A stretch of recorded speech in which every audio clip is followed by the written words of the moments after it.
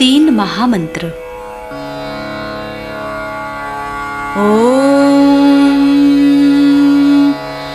त्वमेव साक्षात् श्री महालक्ष्मी महासरस्वती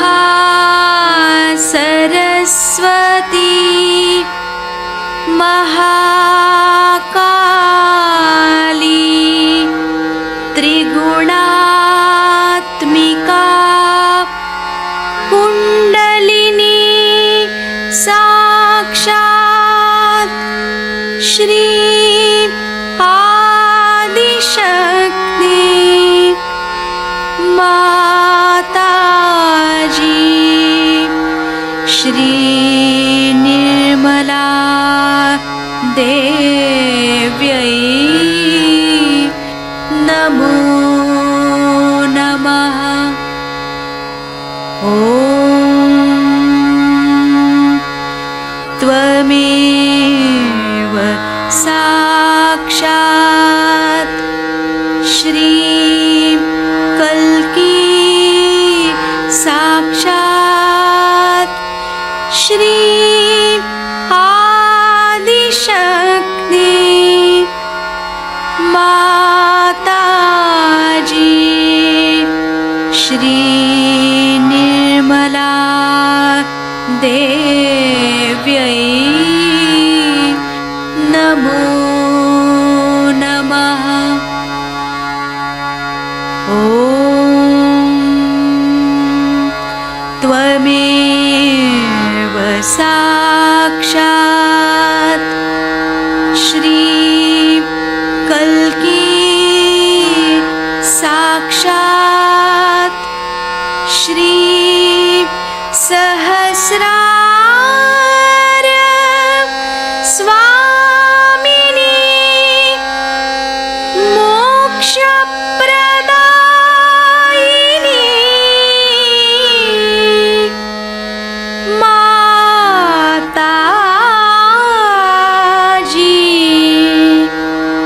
श्री निर्मला देव्यै नमो नमः। श्री गणेश मंत्र। ॐ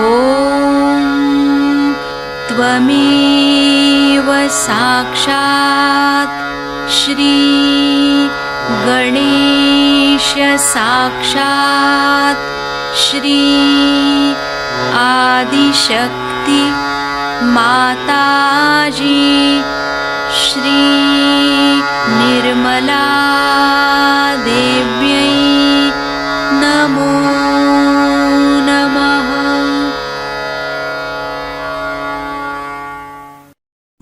जय श्री माता जी।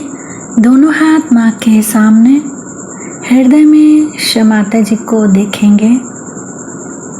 परम पूजनीय श्री माता जी, कृपा करके हम सभी के हृदय में अपना स्थान ग्रहण कीजिए।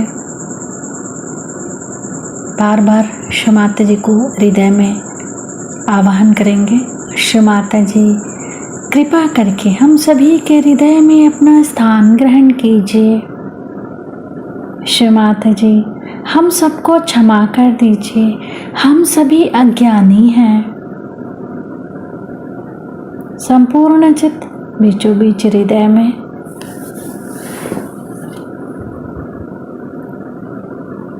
क्षमा रूपेण संस्थिता या देवी सर्वभूतेषु क्षमा रूपेण संस्थिता नमस्तस्यै नमस्तस्यै नमस्तस्यै नमो नमः।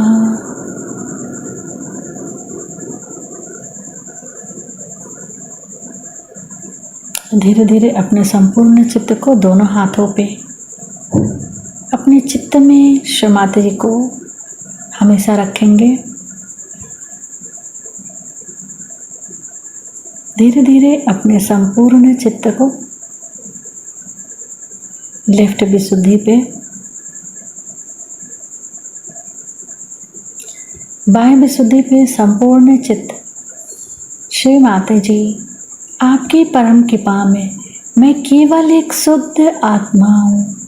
श्री माता जी, आपकी परम कृपा में मैं केवल एक शुद्ध आत्मा हूँ, इसीलिए मैं दोषी नहीं हूँ। श्री माता जी, मैं बिल्कुल भी दोषी नहीं हूँ। श्री माता जी, मैं बिल्कुल भी दोषी नहीं हूँ। श्री माता जी, मैं बिल्कुल भी दोषी नहीं हूँ। संपूर्ण चित्त बाह्य विशुद्धि पे ही श्री विष्णु माया मंत्र ओम त्वमेव साक्षात् श्री विष्णु माया साक्षात् श्री आदि शक्ति माता जी श्री निर्मला देव्यै नमो नमः।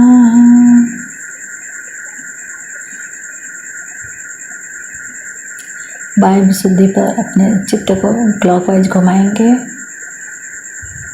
7 टाइम्स।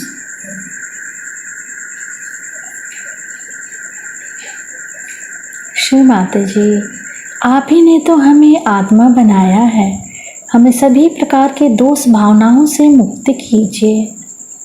श्री माता जी, कृपा करके हमें सभी प्रकार के दोष भावनाओं से मुक्त कीजिए।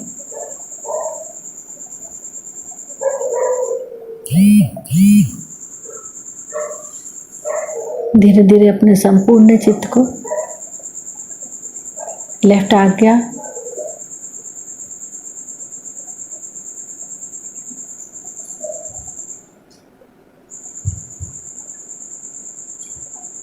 फिर सहस्त्रार। सहस्त्रार पे माँ के श्रीचरण कमलों को देखेंगे। माँ के श्रीचरण कमलों की परिक्रमा सहस्त्रार पे करेंगे 7 टाइम्स।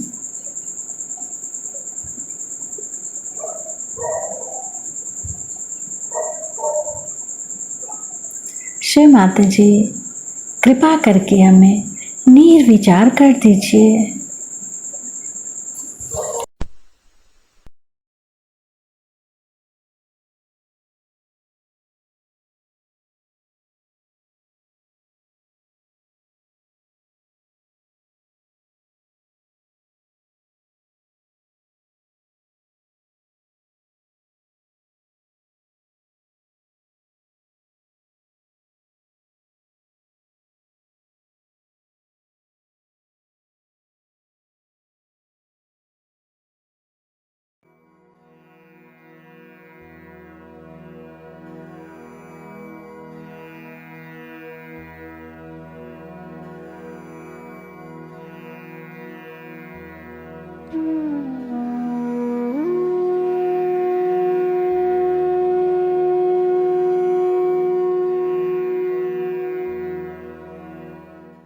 सहज योग। सह माने आपके साथ और ज माने जन्मा हुआ। जो योग है माने जो ये आपका चित्त है, इसकी एकाकारिता, इस चारों तरफ फैली हुई परमात्मा की प्रेम शक्ति से घटित होना ही योग है।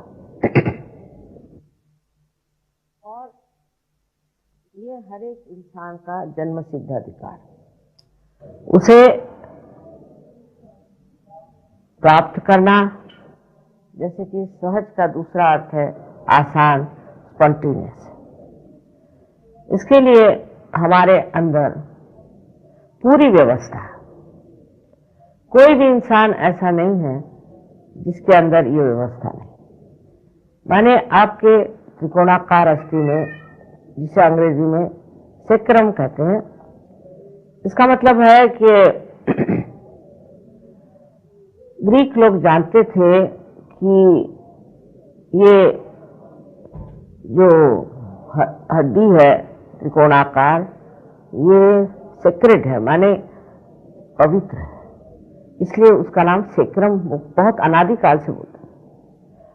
अब ये जो हड्डी है, इसमें इस त्रिकोणाकार अस्थि में 3.5 कुंडल डाल के जो शक्ति बसी है उसे संस्कृत में कुंडलिनी कहते हैं। हमारे अंदर परमात्मा ने 3 और शक्तियां दी हुई, उसमें से एक शक्ति जो है उससे हम इच्छा करते हैं, हमारी इच्छा शक्ति, रोजमर्रा की इच्छा शक्ति, और दूसरी है जो हमें कार्यान्वित करती है। इसी से हमारे अंदर सिंपैथेटिक नर्वस सिस्टम पाली जाती है, उसका प्लावित होना इन्हीं 2 शक्तियों के द्वारा होता। पहली शक्ति जिससे कि हम इच्छा करते हैं, उस शक्ति को जिस चैनल से प्रसारित किया जाता है उसका नाम ईड़ा नाड़ी। और दूसरी शक्ति जो कार्यान्वित होती है, जो इच्छा है उसके लिए जो कार्य करते हैं अपने अस्तित्व से और अपने शरीर से, वो वाली शक्ति, उसे हम कह सकते हैं कि right side sympathetic nervous system जो है वो चलती, पर उसका नाम पिंगला नाड़ी। इस प्रकार हमारे अंदर 2 चैनल ईड़ा और पिंगला नाड़ी हैं। इसके अलावा हमारे अंदर एक तीसरी नाड़ी जिसे सुषुम्ना कहते हैं, जो बीचों बीच होती है, जो मध्य मार्ग है। ये दोनों शक्तियां लेफ्ट और राइट से आकर इस तरह से मिल जाती हैं और बीच में चक्र बन जाता है, जैसे ये बना हुआ है चक्र। बीच वाले चक्रों के अंदर हमारी शारीरिक, मानसिक, बौद्धिक, सांस्कृतिक, यहाँ तक कि हमारी आध्यात्मिक सारी ही उन्नति बसी हुई। जब ये चक्र किसी तरह से खराब हो जाते हैं या इनकी शक्ति कम हो जाती है, नष्ट हो जाती है, तब हमें अनेक तरह के विकार हो जाते हैं, शारीरिक, मानसिक, बौद्धिक और आध्यात्मिक। तो ये जो हमारे अंदर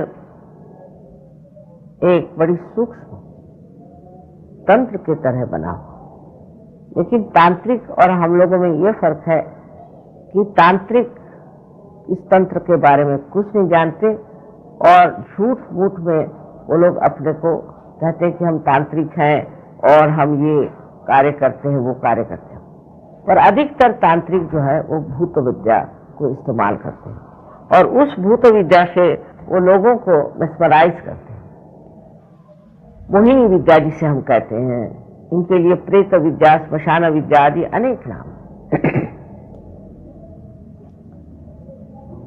अब हमारे अंदर जो ये शक्तियां हैं 3, उसके अलावा हमारे अंदर एक चौथी शक्ति।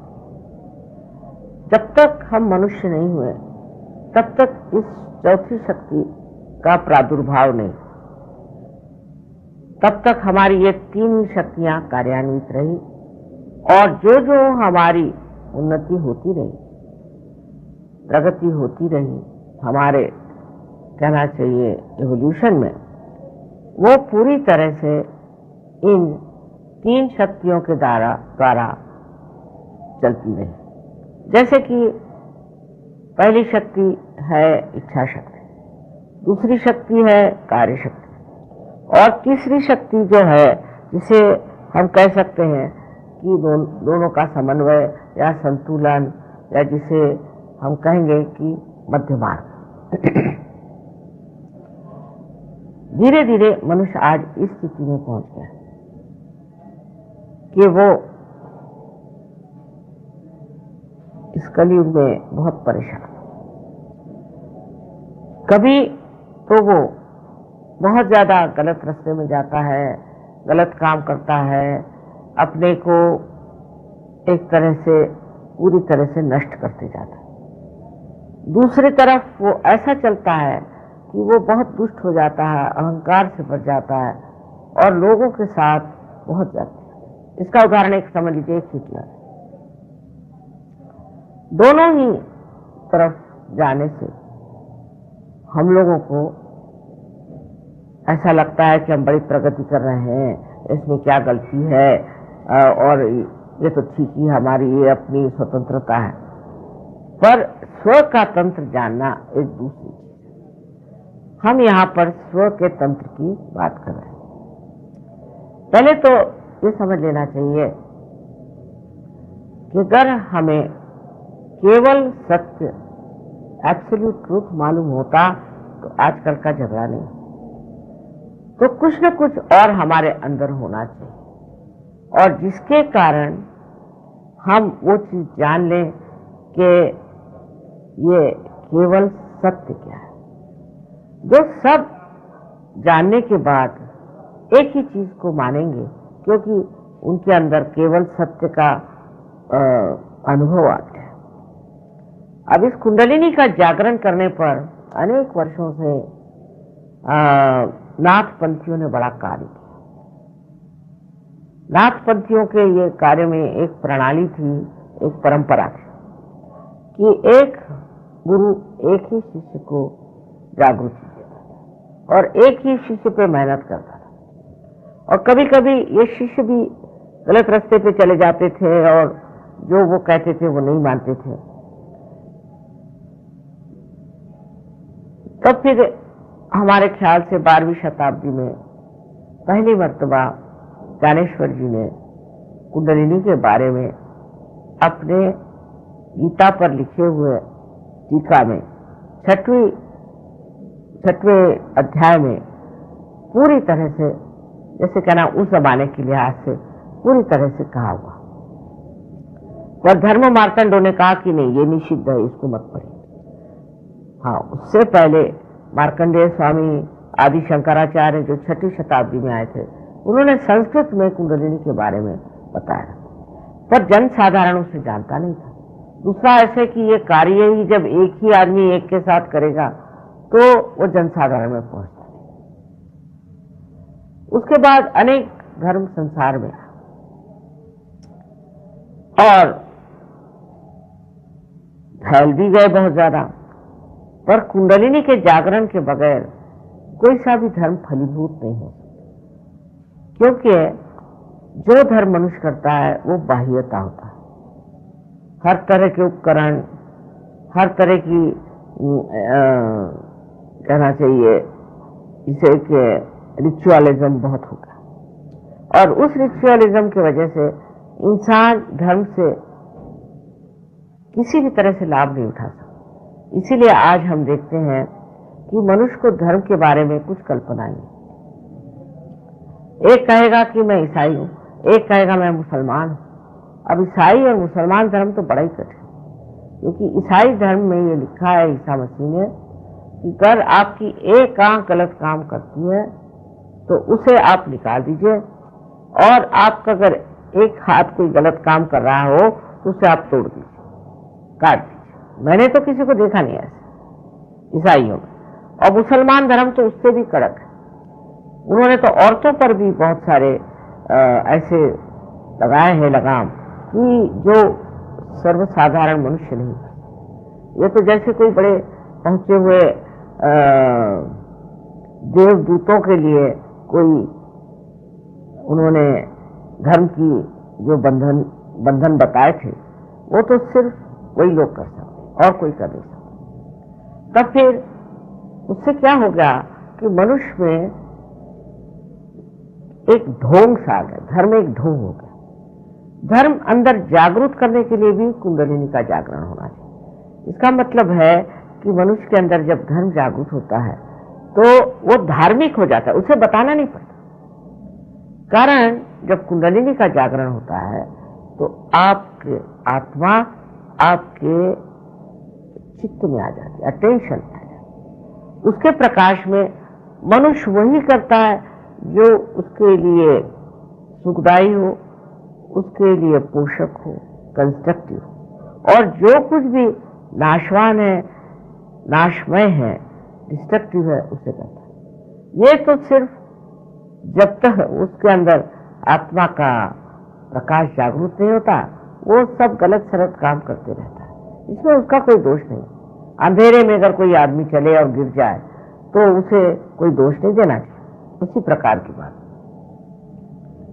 तो आपके अंदर पहले ये सोच लेना चाहिए कि आप कहें हम इस धर्म के हैं, उस धर्म के हैं, और उसको लेकर आप झगड़ा करें या कुछ करें, तो ये गलत बात है। सारे धर्म एक ही आध्यात्म के पेड़ में आए हुए सुंदर फूल थे, इनको तोड़ लिया गया और तोड़ करके कह रहे हैं ये हमारा फूल है, ये हमारा फूल है, लड़ रहे हैं आपस में। परमात्मा के नाम पर आप लड़ कैसे सकते? क्योंकि परमात्मा तो प्रेम स्वरूप है, करुणामय, करुणा के सागर जो परमात्मा है, उनके नाम को लेकर के लोग लड़ते हो ही नहीं सकते, क्योंकि उन्होंने अभी तक परमात्मा को जाना नहीं, उनकी शक्ति को प्राप्त नहीं किया। सहज योग में मैंने देखा है कि हजारों लोग एक साथ इस गति को प्राप्त कर सकते। बड़े आश्चर्य की बात। पहले जब मैंने कार्य शुरू किया तो सिर्फ एक स्त्री से शुरू किया और उसके बाद और 12 लोग पार हो गए। जब अनुभूति आ जाती है तब आप महसूस करते हैं कि चारों तरफ फैली हुई ये चैतन्य सृष्टि एक ठंडी ठंडी बहुत आह्लाददायी शक्ति है, जो आप अपने उंगलियों के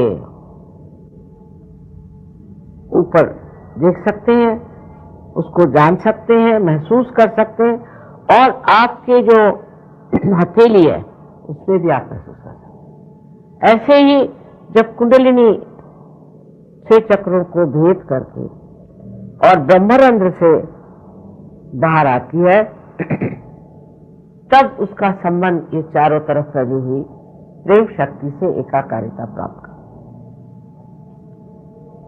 जब तक आपका कनेक्शन ही नहीं हुआ तब तक आप किस तरह से जान सकेंगे कि ये प्रभु की शक्ति, प्रेम की क्या चीज है। और आज ऐसा समय आ गया, ऐसी कोई विशेष बात है आज का कि इतने लोग परमात्मा को खोज रहे हैं, सत्य को खोज रहे हैं। ऐसा कभी भी नहीं हुआ था। और उस खोज में जब उन्हें अनुभूति आ जाती है और जब वो अपनी ओर नजर करते हैं तो उन्हें आश्चर्य होता है कि मैं कल इस कदर शराबी था, ये करता था, वो करता था, और ये सारा मेरा जो कुछ भी जीवन में एक बड़ा भारी कर्तव्य बना हुआ था, वो एकदम कैसे छूट गया। मैंने ऐसी कौन सी बात की कि छूट गया। धीरे धीरे इस शक्ति से, आत्मा की शक्ति से आप देखते हैं कि आप स्वयं ही बड़े शक्तिशाली हैं, और आप देखते हैं कि इस आत्मा की शक्ति से आप दूसरों को भी प्रकाश दे सकते हैं। हमने देखा है लोग बहुत से पहले स्टेज पर भी जाने के लिए डरते थे, अब तो बड़े बड़े वक्ता हो गए। जो लोग कभी कविता करना नहीं जानते वो कविता करने लग गए। बड़े बड़े गाने वाले लोग हैं, म्यूजिशियंस हैं, और बहुत सारे चित्रकार लोग हैं, वो कहां से कहां पहुंच गए। ये तो सिर्फ एक सृजन शक्ति की बात मैं कर रहा हूं, पर अनेक शक्तियां हमारे अंदर हैं जिन्हें हम नहीं जानते, और वो आत्मा के प्रकाश में जागरूक होकर के कार्यान्वित होते हैं। हम लोग अपने बारे में जानते ही नहीं। असल में हम कहते हैं ये मेरा हाथ है, ये मेरी नाक है, ये मेरा सर है, ये मेरी बुद्धि है, और ये मेरा विचार है। तो ये मेरा जो कह रहे हैं ये कौन है? ये अगर पूछा जाए कि मैं कौन हूं, उसका जवाब नहीं। लेकिन आप इन्हीं से और ब्रह्मरंध्र को छेदते हुए इस चारों तरफ फैली हुई प्राप्त करते हैं। आपके हृदय में बसा हुआ आत्मा भी आपके चित्त में प्रकाशित हो जाता है। तब आप समझते हैं कि मैं ये शरीर, बुद्धि, मन, अहंकार आदि उपाधि नहीं, मैं स्वयं शुद्ध आत्मा।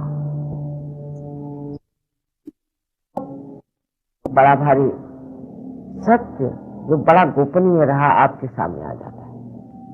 आप जानते नहीं कि आप आत्मा हैं, और जब ये घटित हो जाता है तब बोध आपके अंदर होता है। अब शब्द बोध बहुत जरूरी है। ये संस्कृत का शब्द है बोध। बोध से ही बुद्ध हुआ।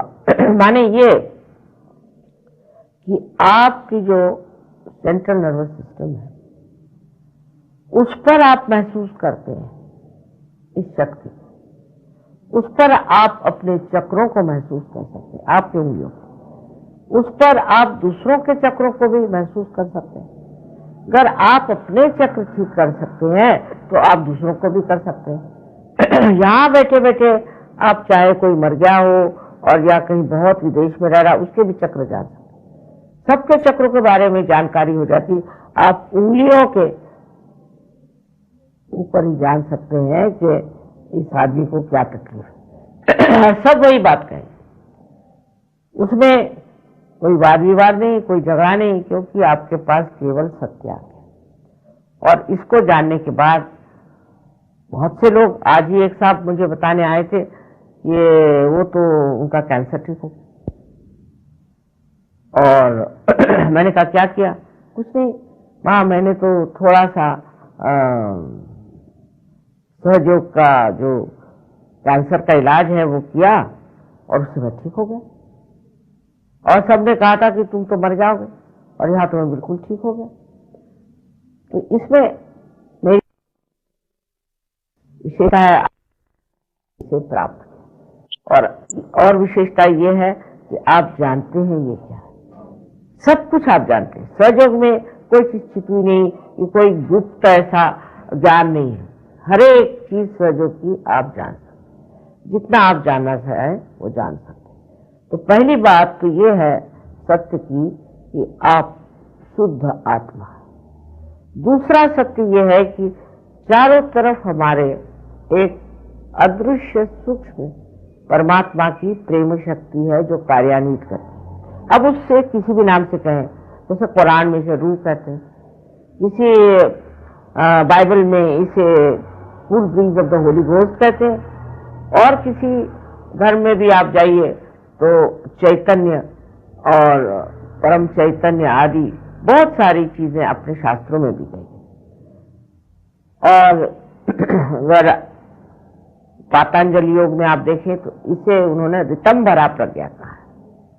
तो जिससे ऋतु बदलते हैं, जिससे फूल निकलते हैं, जिससे जितनी भी जीवित कार्य की प्रणाली है वो सारी घटित होती है, वो यही शक्ति है। तो उस शक्ति से आपकी एकाकारिता हो जाती है और वो आपके अंदर कार्य करती है। उसके बाद आप धीरे धीरे परिवर्तित होने लग जाते, आपका जीवन संतुलन में आ जाता है और आपको अपने हाथ में ही सब चीज मालूम हो जाती कि आपकी कौन सी शिकायत है। जैसे लोग आके मुझसे कहेंगे कि माँ हमारा आज्ञा पकड़ा, माने क्या कि हमारे अंदर अहंकार आ रहा है, उसको आप निकाली। पर ऐसे कोई कहेगा कि मेरे अंदर अहंकार है? कोई नहीं कहने वाला। पर जब ये स्थिति हो जाती तो मनुष्य अपने को देखता है कि मेरे अंदर कौन सा दोष है, क्या है, कैसे मुझे ठीक। और ये जब हो जाता है तब सामूहिकता में बड़ा कार्य होता है। सामूहिकता में ऐसा कार्य होता है कि एक नया ही सिलसिला चलता है। अब लोग हैं रशिया में, वो भी आत्म साक्षात्कारी है, इंग्लैंड में है वो भी है, जापान में है, हर जगह। और वो सब एक चीज जानते हैं अपने बारे में और दूसरों के बारे में कि इनको क्या शिकायत है और हमें क्या शिकायत और इसे कैसे करना चाहिए। सब एक ही भाषा बोलते हैं, वो है चक्रों की भाषा। और इस तरह से एक नया युग मुझे दिखाई दे रहा है, सामने आ रहा है। अब इसमें आप पैसा ऐसा नहीं दे सकते समझने की बात है कि कोई सी भी जीवित कार्य के लिए हम लोग पैसा नहीं दे सकते। अगर कोई बीज है उसको अगर हम जमीन में डालते हैं तो उसके लिए कोई जमीन को हम पैसा नहीं, उसी प्रकार ये एक जीवित कार्य, और इस जीवित कार्य के लिए आपको कुछ पैसा देना नहीं है। और अगर कोई पैसा मांगता है तो पहले समझ लीजिए कि ये ठगबाजी। इसमें मैं ऐसा कहूंगी कि हम आज मनुष्य हुए उसके लिए हमने किसे पैसे दिए, तो अगर हम एक आध्यात्मिक स्वरूप से आ जाएं उसके लिए हमें किसे पैसे दें। हाँ, ये ठीक है कि आप कोई हॉल ले रहे हैं तो उसका पैसा दे दीजिए या किसी ऐसी चीज को पैसा दें, पर अगर आप चाहें इस कार्य के लिए कोई पैसा नहीं दे सकते। अगर मनुष्य इतना ही समझ ले कि इसका पैसे से कोई संबंध नहीं है और भगवान को मालूम ही नहीं पैसा चीज क्या होती है और बैंक क्या होती है, अगर ये बात समझ ले तो अधिकतर जो गलत किस्म के आजकल गुरु निकल आए हैं वो सब ठिकाने हो जाए। अब तो धर्मों में भी, धर्म भी जो है वो मनी ओरिएंटेड हो गया, या तो वो पावर ओरिएंटेड हो गया और या तो वो मनी ओरिएंटेड है। हर एक चीज में आप इतना पैसा रखिए तो हम भगवान के पास चिट्ठी लिख देंगे, वो आपका सब ठीक है। इस प्रकार बहुत ही निम्न स्तर की बातें हम परमात्मा के नाम पर कर रहे हैं। मुझे बड़ी खुशी की इतने लोग आज इससे प्लावित हुए और उनको आराम मिल रहा है। तो सहयोग के बारे में अगर आपको समझना है तो सबसे पहले इसकी अनुभूति लेनी। अगर आपको अनुभूति नहीं आए और ऐसे ही समझाते रहे तो आप शायद सोचेंगे कि ये तो बड़ी चमत्कारपूर्ण बात कर रही है, पता नहीं सच है या नहीं है। तो पहले इसमें अनुभूति आनी चाहिए, ये बहुत जरूरी है। अनुभूति के बाद फिर जैसे एक अंकुरित बीज होता है वो धीरे धीरे पनपता है वृक्ष में, इसी प्रकार सहयोगी एक बड़े संत स्वरूप, बड़े ऊंचे दर्जे के लोग बन जाते हैं। और उनकी जो कार्य प्रणाली है वो इतनी शुद्ध और इतनी सुंदर है कि उनको देख करके और भी लोग सहयोग में आ जाते हैं। उनका जीवन इतना प्रेममय और आनंदमय होता है कि उससे भी लोग सोचते हैं कि ये तो ऐसा हमने देखा ही नहीं कहीं, न कोई नोच खसोट है, न कोई किसी तरह का लंफंद है। और सबसे बड़ी चीज है कि सहयोगियों का जो चरित्र है वो एक विशेष चरित्र, बहुत ही नैतिकता से वो प्लावित हो जाते हैं। मैंने तो देखा फॉरेन के लोग जो कि ड्रग्स लेते थे, तो आज उनको जैसे रियलाइजेशन हुआ और कल ड्रग्स छोड़ दिए, और उनकी आंख जो चारों तरफ दौड़ती तो एकदम अबोध होकर के बहुत सुंदर इनोसेंस से भर गए। इस प्रकार मनुष्य अपने को अगर जान ले तो वो बहुत सुंदर, बहुत गौरवशाली और एक विशेष चीज परमात्मा ने बनाई है। इसलिए सबके लिए कहना यही है कि आप लोग पहले अनुभूति लें। मुझ पर भी विश्वास करने की जरूरत नहीं, हो सकता मैं भी आपको गलत रास्ते पे डाल सकती हूँ, इसलिए पहले आप अनुभूति लें और उसके बाद समझ लें। क्योंकि ये अंधविश्वास से भी बहुत हम लोगों का नुकसान हुआ है। तो मैं नहीं चाहती कि आप मेरे ऊपर ऐसा विश्वास करें कि बिल्कुल उसमें अंधता। अब इसमें जो अड़चन है वो आती हो इस तरह से कि अगर कोई आदमी महामूर्ख हो तो उसको तो हम कुछ नहीं कर सकते, बूढ़ों के लिए सहयोग नहीं। दूसरे कोई आदमी बड़ा उद्दाम और अपनी बात चलाता होगा, उस पर भी उसकी कुंडलिनी जागृति होती। तीसरे ऐसे लोग जो बहुत पापी हैं, दुष्ट हैं, उनकी भी कुंडलिनी नहीं जागृत होती। अब कोई कहे हिटलर को आप मां जागृति दो तो मैं नहीं दे। चौथे ऐसे भी लोग हैं कि जो गलत गुरुओं के यहाँ गए हैं, उन पर उसका असर आया है, उनको भी जागृति देने में थोड़ी कठिनाई हो जाती। चौथे लोग ऐसे होते हैं कि किसी चीज को चिपके हुए, कोई धर्म को चिपक गए, इसको चिपक गए, उसको चिपक गए। अगर आप वास्तविक स्वतंत्रता चाहते हैं तो पहले स्व के तंत्र को जागरूक करें। जब वो हो जाएगा उसके लिए आपको फिर कोई परेशानी ही नहीं है, आप सब चीज समझ लेंगे। पर जरूरी है कि आपकी आत्मा पहले आपके चित्त में आ जाए। सहयोग के अनेक फायदे हैं, उसमें से कुछ हम बता सकते हैं आज, जिसमें क्योंकि इतने इसके फायदे हैं और हर बार मुझे कोई मिलता है तो वो बताता है कि मेरा ये फायदा होगा, दूसरा कहता है ये फायदा होगा। पर अगर हम इसका वर्गीकरण करें तो पहला तो सबसे बड़ा फायदा है कि आपको शारीरिक स्वास्थ्य का लाभ, क्योंकि जब आपके चक्र कमजोर हो जाते हैं, जो भी चक्र इस तरह हो जाता है वो हिस्सा शरीर का किसी न किसी बीमारी से ग्रसित हो जाता है। इसके बारे में विशेष रूप से तो समझाना इसमें कठिन है, लेकिन हमारे यहाँ दिल्ली यूनिवर्सिटी में 4 डॉक्टरों को एमडी की पदवी मिली, सर्जरी को। उन्होंने 4 विषयों पर कार्य किया था और ये चारों विषय ऐसे हैं कि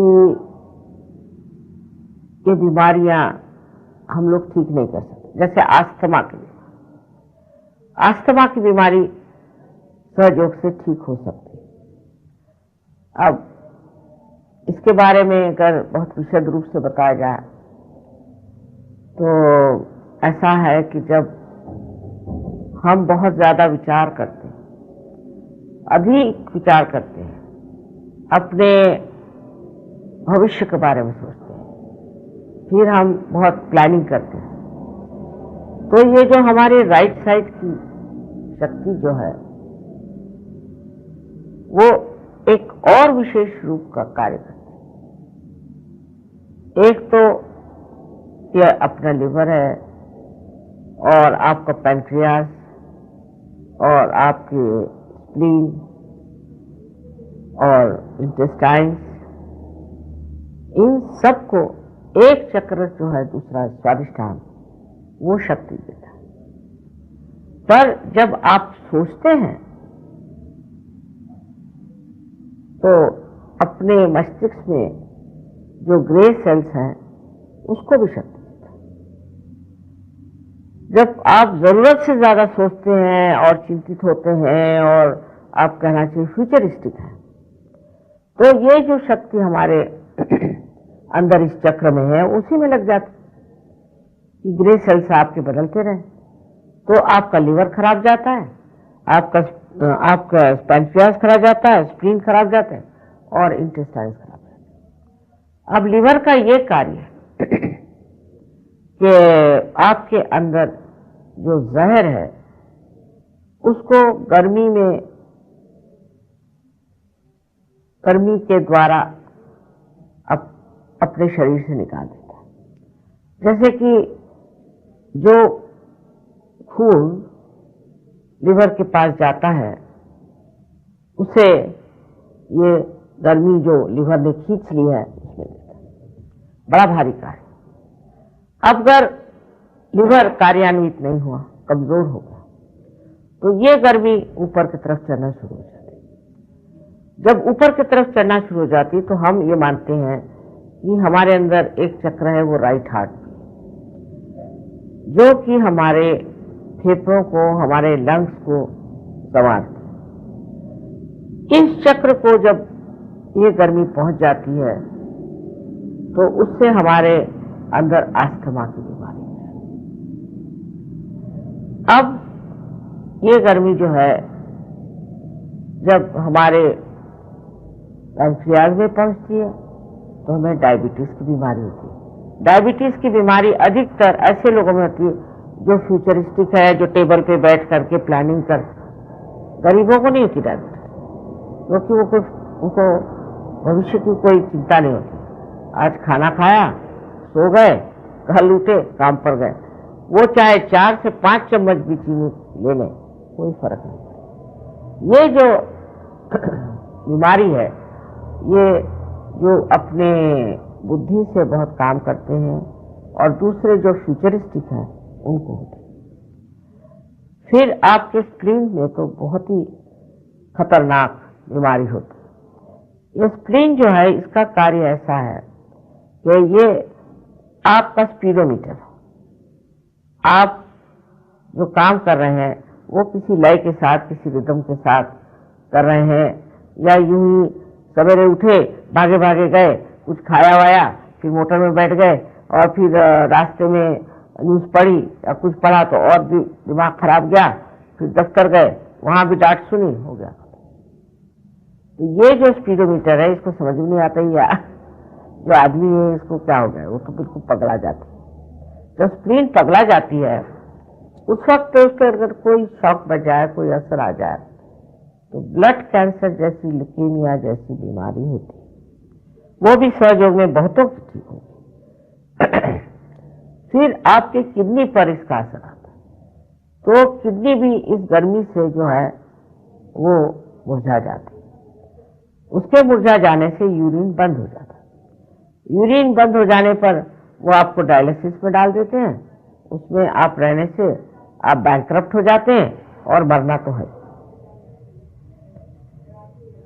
फिर इससे आगे ये आपके इंटेस्टाइन्स पर काम करती है, जिससे आपका खाना होता और आपको बद्धकोष्ठ माने कॉन्स्टिपेशन हो जाता। और कभी कभी वो बहुत सीरियस का कॉन्स्टिपेशन, सिर्फ पेट की, और मैंने आपको लंग्स की भी बताए। पर अगर कोई बच्चा हो, जवान लड़का 18-19 साल का हो, शराब पीता हो, उसके ये जो गर्मी है हार्ट, और उसको मैसिव हार्ट अटैक आता है कि वो बच नहीं सकता, इनफेटल होता है। इसलिए एज में अगर किसी को मैसिव हार्ट अटैक है तो बच नहीं सकता, एकदम खत्म होता है। फिर इस गर्मी के बारे में बताना यह है कि अगर मनुष्य इसी तरह से चलता रहा तो उस पर भी उसके हार्ट पे असर आ सकता है, और कभी भी उम्र में कभी भी मैसिव हार्ट अटैक आ सकता है, उससे भी मृत्यु हो सकती है। तीसरे, उसको पैरालिसिस हो सकता है, उसका राइट साइड पैरालाइज हो जाएगा। माने जो नेचर है, जो प्रकृति है, वो भी हम लोगों को संतुलन सिखाती है। तो हम बहुत ज्यादा राइट साइड करने लगे तो वो ऐसे कर देगी कि आपकी राइट साइड ही जकड़ जाए। राइट साइड जकड़ गई तो आप कुछ काम नहीं कर सकते। ये तो सिर्फ हमने एक चक्र के बारे में बताया, उससे कितनी बीमारियां हो सकती समझ सकते हैं। और अपने अंदर 7 चक्र हैं, कुंडलिनी 6 चक्रों को देख। और अगर आपको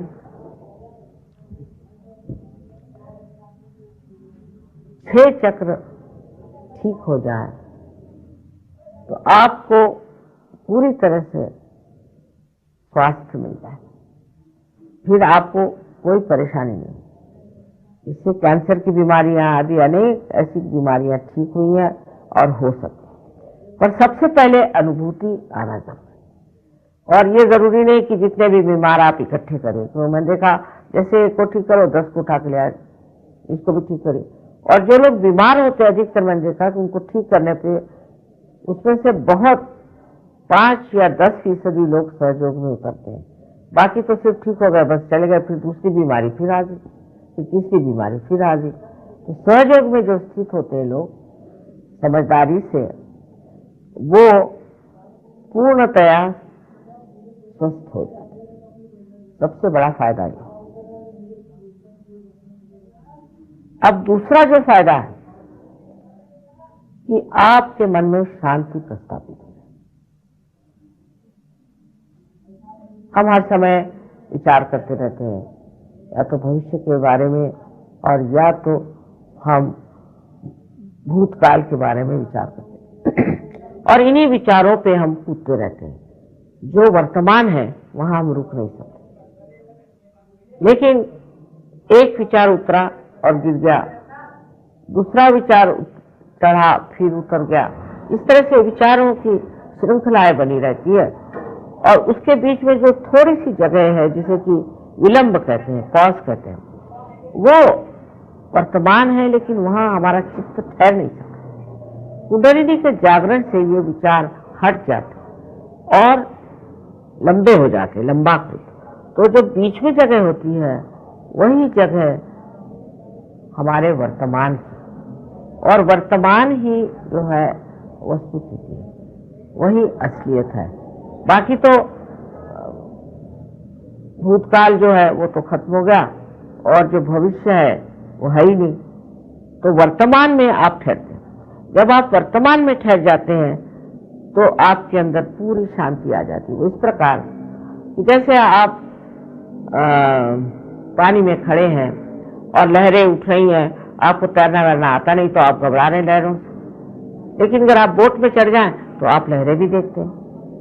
पर अगर आपको तैरना आ जाए तो आप कूद करके उन्हें भी बचा सकते हैं कि जो तैरना नहीं जानते और जो डूब रहे हैं। यही बिल्कुल सहयोग में होता है। पहले लोग अपनी उस स्थिति को प्राप्त करते हैं जिसे हम कहते हैं थॉटलेस अवेयरनेस, माने विचार रहित चेतना, विचार रहित चेतना, जिसे कि निर्विचार समाधि कही जाती है। ये पहली दशा है। और उसके बाद में दूसरी जो दशा आती है उसे कहा जाता है ये निर्विकल्प समाधि, माने कोई दिमाग में विकल्प नहीं रह जाता अपने बारे में, सहयोग के बारे में, अपनी शक्तियों के बारे में।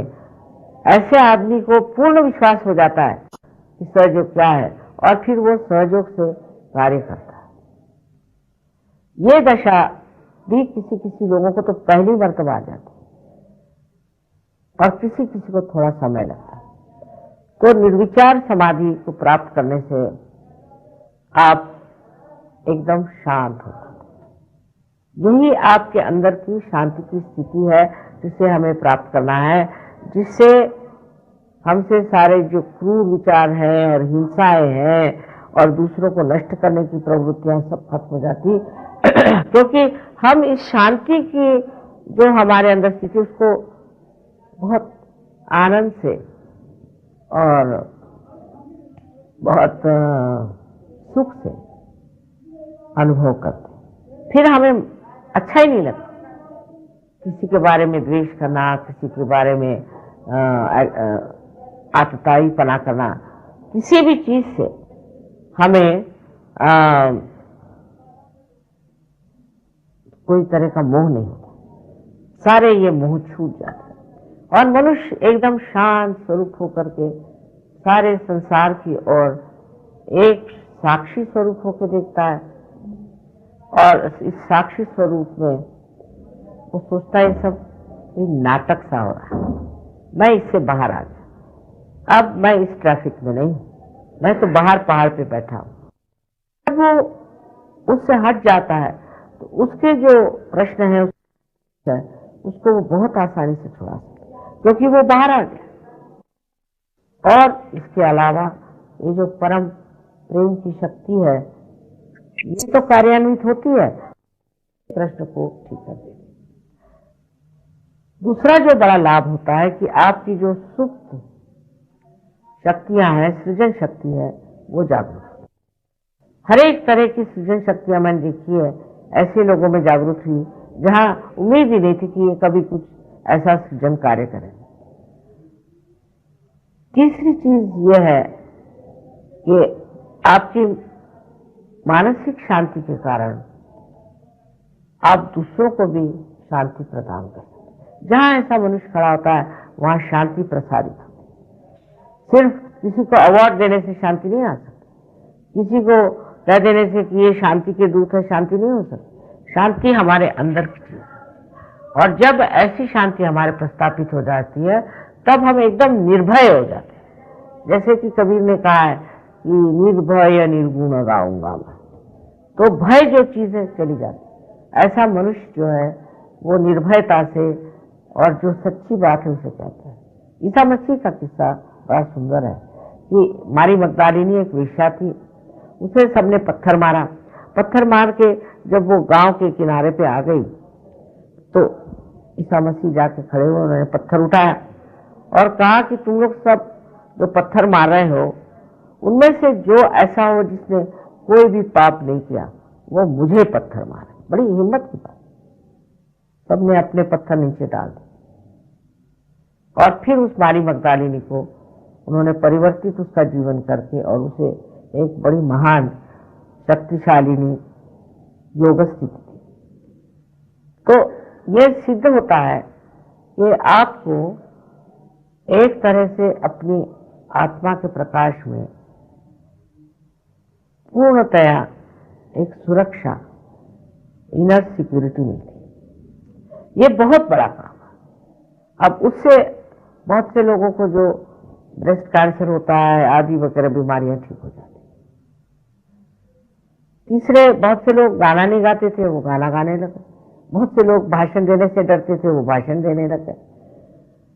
और चौथे ये है कि आप दूसरों की ओर अब ऐसा ध्यान देते हैं कि उनमें क्या अच्छाई है और अपनी ओर ध्यान देते हैं कि मुझ में क्या खराबी। क्योंकि आप अपने से हट गए तो आप देखते हैं, फिर उसके बाद आप देखते हैं कि मेरे समाज में क्या खराबी, फिर आप देखते हैं कि मेरे देश में क्या खराबी। नहीं तो पहले अगर किसी से कहा जाए कि तुम्हारे समाज में खराबी, तो मारने को दौड़ेंगे। अब वो सोचते हैं कि नहीं, ये बड़ी खराबी है, इसे हमें हटाना है। तो इस तरह से एक शुद्धता अपने जीवन के होते साथ ऐसा जो महान मानव होता है वो सारे अपने समाज और सारे अपने देश उसकी सफाई करता है। और वो ये नहीं सोचता है कि मैं क्यों करूं, ये सफाई मुझको क्या करनी है, मैं तो पा चुका, मैं बैठ रहा हूं आराम से, मैंने पा लिया और मैं अब उसमें रममान रहूंगा। ऐसे नहीं होता। ऐसे आदमी को इतनी अंदर से इच्छा होती क्योंकि उसके अंदर करुणा जागती है। मैंने पाया है तो औरों को क्यों न दिया जाए। और उसके लिए लोग इतनी मेहनत करते हैं। मैं तो हैरान हूं कि किस तरह से लोगों ने जो सहयोगी हो गए मेरी मदद की है, एक उसका वर्णन मैं नहीं कर सकता। दूसरी बात, ये सहयोग से हमारी जो बुद्धि है, जिसको हम सोचते हैं कि हम बहुत इंटेलिजेंट हैं, तो ये इंटेलिजेंस जो है ये विजडम बन जाती है, बुद्धि सुबुद्धि हो जाती है और आपके पास डिवाइन डिस्क्रिप्शन आ जाता है। आप जानते हैं कौन ठीक है कौन नहीं, कहाँ तक बोलना चाहिए, कहाँ तक बताना चाहिए, क्या कहना चाहिए। और जो भी आप करते हैं उसका असर बहुत गहरा और बहुत फैला हुआ होता है, क्योंकि व्यक्तित्व ही बड़ा बढ़िया। व्यक्तित्व जैसे कि मैं कहती हूँ कि विश्व समष्टि अपने को पाता है और इस समष्टि में वो विश्व का एक अंग हो जाता है। फिर वो समझता है कि ये पृथ्वी क्या है, ये पहाड़ क्या है, ये नदी क्या है, ये समुद्र क्या है। उसमें देख के उसके प्रति उसमें एक बहुत धर्म भावना आ जाती है। और फिर जो आपकी इकोलॉजिकल प्रॉब्लम्स हैं वो भी इससे बहुत ठीक हो सकते हैं, क्योंकि मनुष्य फिर ऐसी चीजों को इस्तेमाल करता है जो हाथ से बनाई हो, जिससे ये वातावरण स्वच्छ रहे। उनको कहने की जरूरत है। और मैंने देखा बहुत से बच्चे लोग लेके आए, ये पढ़ने में बिल्कुल गंवार हैं, पढ़ते नहीं हैं, ऐसा नहीं वैसा नहीं। वो लड़के फर्स्ट आ गए, इतना ही नहीं, उनको स्कॉलरशिप तक। तो इससे बुद्धि भी आपकी बहुत तीक्ष्ण हो जाती और उसी साथ उसमें बहुत विजडम आ जाती। हमने देखे हैं बच्चे स्कूल में जाते हैं जब पर शुरुआत में, तो हमको ये नहीं खाने को अच्छा लगता, वो चाहिए, ऐसा करो वैसा करो। 1 साल वहां रहने के बाद इतने समझदार वो बच्चे हो जाते हैं, इतने समझदार कि माँ बाप हैरान होते कि ये बच्चों को हो क्या गया। हमको देखने का नहीं है, अच्छा टेलीविजन है, हमें नहीं देखने का, हमें कहीं जाने का नहीं, हम घर में रहेंगे, घर का ही खाना खाएंगे। अभी कुछ तो कहो, नहीं हमें कुछ नहीं चाहिए, अच्छा चलो बगीचे में जाके फूल देखें, या तो कहीं वस्तु संग्रहालय में चलो, या किसी जू में चलो, इस तरह के बच्चों की सारी मनोवृत्ति बदल जाती है और बच्चे बहुत ही सलीके से सबकी इज्जत करने लगते। सबसे बड़ी बात है कि हम किसी भी चीज की आजकल के जमाने में इज्जत नहीं करते। जमीन की इज्जत नहीं, जो अपनी माँ है, हमें सूर्य की इज्जत नहीं है, और सबसे बड़ी बात है कि हमें अपने माँ बाप की भी इज्जत नहीं है, अपने संस्कृति की भी इज्जत नहीं। तब फिर हम जागरूक होते हैं सहज संस्कृति में।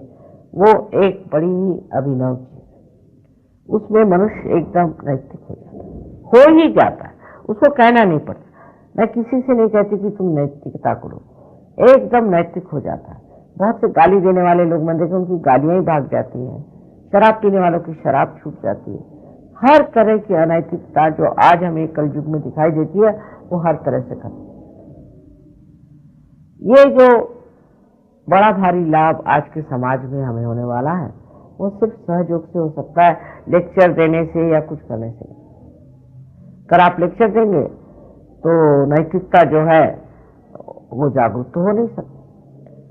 यही बात हमने देखा है धर्मों के मामले कि अगर आप कोई धर्म में कहें कि आपको जो करना करो, स्वतंत्र, जैसे ईसाई लोगों का होगा, तो उससे उनमें नैतिकता नहीं रही। अब दूसरे धर्म ऐसे निकले कि नहीं, ये नहीं करना, वो नहीं करना, ऐसे नहीं करना, वैसे नहीं करना। वो लोग तो और भी ज्यादा अनैतिक है, वो चोरी छिपे अनैतिकता करते। तो नैतिकता जो है वो अंदर में जागरूक होती है और ऐसा एक नैतिक बढ़िया समाज तैयार होता है। ऐसे आदमी झूठ नहीं बोलते, ऐसे आदमी पैसा नहीं खाते, ऐसे आदमी किसी को दुख नहीं देते, किसी की निंदा नहीं करते। हर समय यह होता है कि किस तरह से इनको ठीक किया जाए, किस तरह से इनको इनकी आफतों से छुट्टी दिलाए। पूरी समय करुणा इस तरह से बहती रहती। और बहुत से लोगों को तो मैंने देखा भी नहीं, वो तक ठीक हो गए। ये सहयोगियों की मेहनत है, इससे सब हुआ। ये जो हमारे अंदर से आने वाली इमेज, जिसे कहना चाहिए नैतिकता है, उससे समाज व्यवस्थित हो जाता है, उससे बच्चे अच्छे हो जाते हैं। और सबसे बड़ी चीज है कि आपकी जो शरीर व्यवस्था है वो ठीक हो जाती है। आजकल के जमाने में अगर आप बीमारियां देखें कितनी हैं, तो ये अधिकतर अनैतिकता से आई। अब दूसरी बात हमें सोचना चाहिए कि धर्म के मामले में हम लोगों को अभी इस चीज को मान्यता देनी चाहिए कि सारे धर्म आध्यात्म में ही आधारित है। कोई भी धर्म है, चाहे वो ईसाई धर्म हो, मुसलमान धर्म हो, इनके जो प्रणेता थे उन्होंने कहीं भी ये नहीं बताया कि इनका धर्म अलग है। अब मोहम्मद साहब को देख लीजिए, उन्होंने ये नहीं कहा कि सिर्फ ये धर्म अलग है। उन्होंने तो मोसेस की बात की, इब्राहिम की बात की, ईसा मसीह की, उनकी मदर की, सबकी बात करी और कहा कि लाखों नबी हो गए मेरे से पहले। उन्होंने ये भी कहा कि जब 12वें हमादी आई तो वो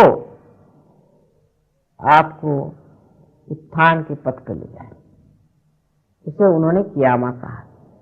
तो उन्होंने ये आगे की बात कह डाली। ऐसे ईसा मसीह ने, उन्होंने भी मोसेस, अब्राहम सबके बारे में बात कहा। और क्रूस पर जब टंगे होते तो उन्होंने कहा था बिहोल्ड द मदर, मां की भी बात कही। उन्होंने भी ऐसा कोई धर्म बनाया नहीं कि ये मेरा धर्म और धर्मों से अलग है। ऐसे ही दिखाया कि एक के बाद एक ये सब धर्म संसार में, पर तो भी लोगों ने धर्म को अलग अलग कर लिया। वास्तविक ये बात नहीं। हर एक धर्म का जो तत्व है वो एक ही है, लक्ष्य एक ही है कि आपका पुनर्जन्म होना चाहिए और आप में आत्मा का प्रकाश आना चाहिए। ये इसका तत्व है। मैं ये कहूंगी कि जो सेकुलरिज्म की बात करते हैं उनको गांधी जी के सेकुलरिज्म पर चला है। गांधी जी ने शुरू से मंत्र जो लिखे हैं अपने भजनावली में, वो पूरे कुंडलिनी के ही रूप से लिखी। पहले तो उन्होंने हृदय की बात कही, क्योंकि हृदय में उन्होंने कहा कि प्रातर नमावि हृदय संस्फुरात्म तत्व, जो मेरे हृदय में संस्फुरित हुआ आत्म तत्व है उसको मैं पहले। उसके बाद श्री गणेश से लेकर के जो अलग अलग देवता है, अलग अलग चक्रों में है, एक के बाद एक शुरू करके उन्होंने सारे देवताओं के नाम। इसी के साथ फिर उन्होंने कुरान की भी आयत रखी, फिर बुद्धों का भी बुद्धम शरणम गच्छामि आदि वो भी किया। उसके बाद ईसाइयों की भी जो लॉर्ड्स प्रेयर है वो भी कहलाए, महावीर की भी कहलाए।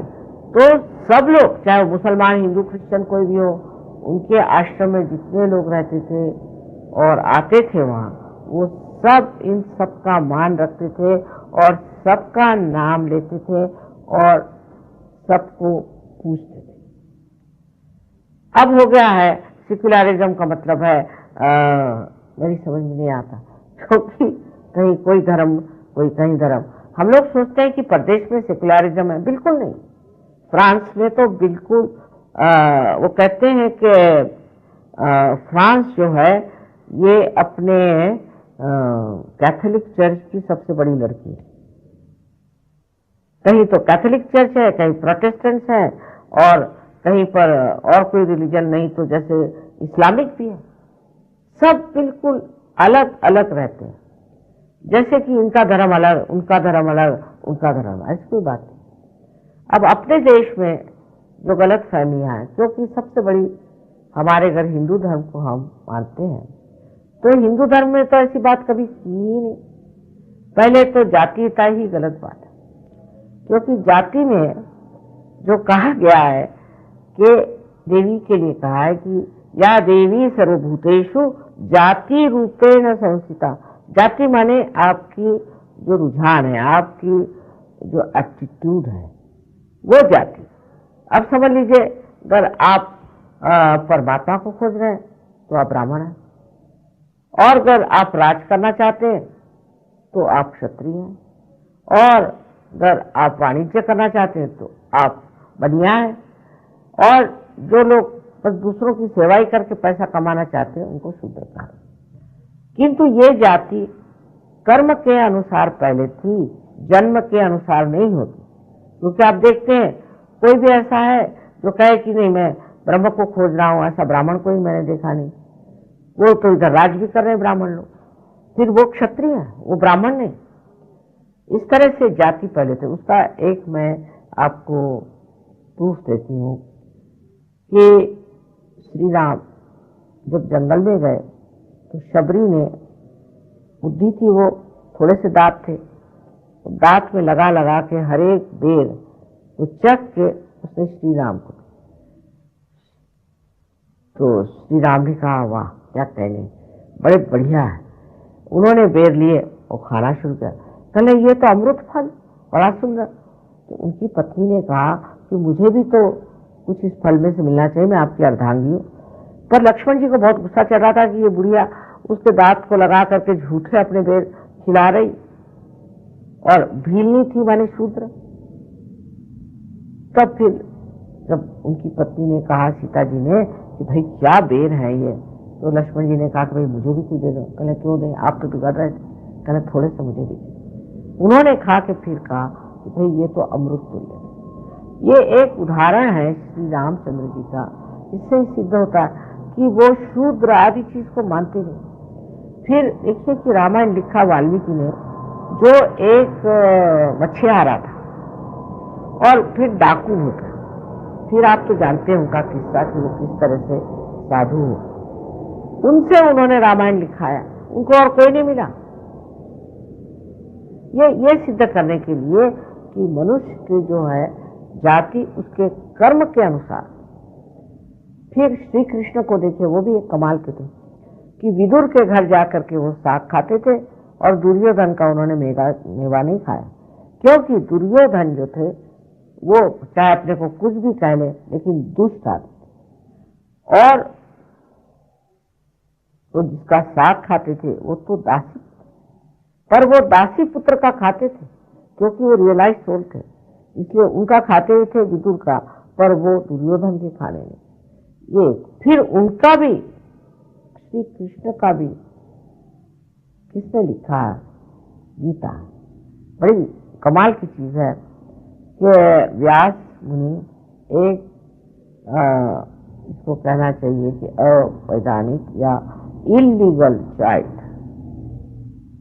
एक मछुआर निकले, उन्होंने श्री कृष्ण की गीता ली। ये सिद्ध करता है कि ये लोग दिखाना चाहते थे कि क्या बेकार की चीज लगा रखी जाति पाति, पर हम लोग इस चीज को नहीं समझ पाते। अब भी हम लोग कहते हैं कि नहीं ये तो जाति है, ऐसा है वैसा है, और फिर कोई सा भी कर्म करे तो भी वो सोचते हैं तो हमारी जाति है, हम तो ऊंचे जात के हैं नीचे जात के। ऐसा संसार में कहीं नहीं है, ये अपने देश की विशेषता है। अब ये जातीयता की वजह से इतने झगड़े खड़े हुए हैं। हमने कितने ही यहाँ के हरिजनों की शादियां बाहर कराई। बाहर के लोगों को तो पता ही नहीं है, हरिजन माने वो सोचते हरि के जन, तो सोचते बहुत बड़ी और बड़ा उनका मान रखते। लेकिन अभी भी हम लोगों में ये भरा हुआ है कि ये हरिजन है। अब वो बुद्ध धर्म को भी उन्होंने स्वीकृत किया तो भी वो हरिजन है। दूसरे जो धर्म के अंदर भी इतने झगड़े हैं, मस्जिद में जाके झगड़ा करेंगे, पार्श्वनाथ की मूर्ति के लिए झगड़ा करेंगे, जहां जाओ वहां धर्म का मतलब है जाओ, शिया सुन्नियों में झगड़ा होएगा। ये कैसे हो सकता है? अगर धर्म एक है तो आप पे झगड़े क्यों हैं? अब इसके लिए हमें सोचना चाहिए कि कुछ तो कुछ इसमें बड़ा दोष है कि ये इस तरह से हम धर्म के नाम पर, परमात्मा के नाम पर झगड़ा कर रहे हैं। ये कैसे हो सकता है? हो ही नहीं सकता। इसका मतलब हम परमात्मा से दूर हैं, परमात्मा के नजदीक नहीं। अगर मनुष्य इस चीज को समझ ले कि परमात्मा का कार्य तो प्रेम देना और सबको एकत्रित करना है, समष्टि में लाना है, तो ये सब झगड़े खत्म। पर बुद्धि से नहीं हो सकते, क्योंकि जो बुद्धि से काम होता है वो बस चला, अपने एक विचार यहाँ से ऐसे चला चला चला और फिर मुड़ गया, तो उसके अंदर कोई सत्य तो होता नहीं, सत्य की शक्ति पे खड़ा होना। लेकिन आत्मा का जो विचार होता है चारों तरफ फैलता है और फैलते ही जाता है, उसके गिरने की कोई आशंका नहीं। इस वजह से हम देखते हैं कि जो धर्म लोगों ने अपने मन से बनाया, उसकी एक तरह की प्रणाली बना ली और उसकी एक प्रतिक्रिया बना ली, उस चीज से ये जो धर्म की भावना है ये लिपट करके फिर वापस आई, और जिसको अंग्रेजी में कहते हैं बूमरैंग करना, उस तरह से उसने मनुष्य को बिल्कुल जकड़ दिया और अब लड़ रहे हैं, झगड़ रहे हैं। अपने देश में तो ऐसा होना ही नहीं, क्योंकि यहाँ न जाने कितने संत साधु हो, और कोई संतों ने कभी भी इस तरह की बात नहीं की, किसी ने नहीं। उसमें ब्राह्मण भी थे, उसमें शूद्र भी थे, और उसमें अनेक जाति के लोग थे। लेकिन एक संत दूसरे संत को जिस प्रेम से, आदर से देखता है, वो तभी हो सकता है कि आप असल में संत हो। जब ये आदर आपको सबके प्रति हो जाएगा तो आपका प्रश्न ही छूट जाएगा।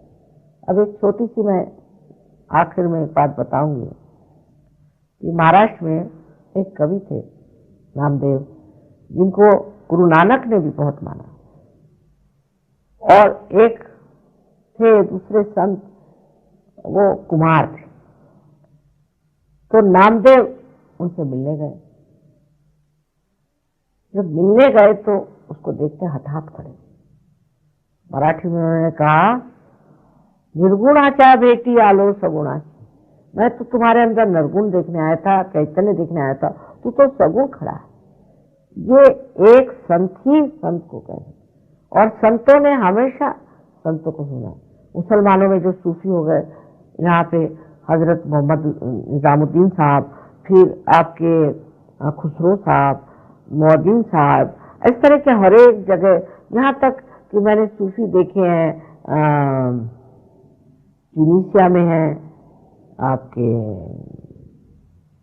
टर्की में, और टर्की में एक बड़े पुराने सूफी थे। उन्होंने बताया कि श्री माता जी जो है उनका कार्य फातिमा बी से बहुत ज्यादा है, वो पहचान है। और अब वो रहे नहीं इस दुनिया में, पर उनके शिष्य लोग हमें मानते हैं। तो इस तरह से हर धर्म में ऐसे साधु संत हो, हर एक धर्म, कोई ऐसा धर्म है जिसमें नहीं, और वो सब ये सोचते हैं कि सारे ही धर्म एक ही आध्यात्म के पेड़ से निकले हुए फूल। उनको ये प्रश्न, क्योंकि हम लोग अंधकार में हैं, इसलिए हम जानते नहीं, और इस अंधकार में, इस अज्ञान में हम लड़ते। ये समस्या तो एकदम छूट जाती है सहयोग। इतना ही नहीं कि धर्म का झगड़ा छूट जाए, पर देशों का, देश जो एक जमाने में हमारे दुश्मन थे, वो भी आज सहयोग में सब मित्रता में।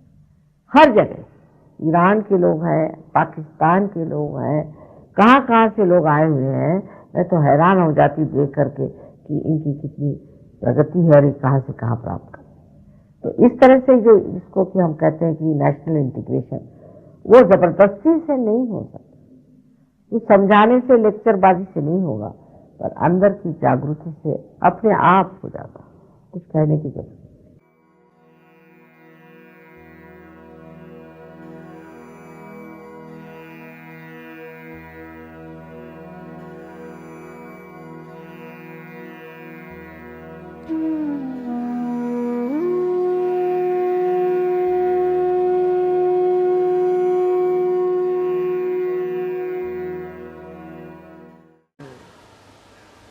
अभी हम लंदन में बहुत बड़े प्रोग्राम हुए और काफ़ी लोग वहाँ आ गए, लेकिन हमें वहाँ एक साहब हैं, वो बहुत हमारी मदद करते हैं।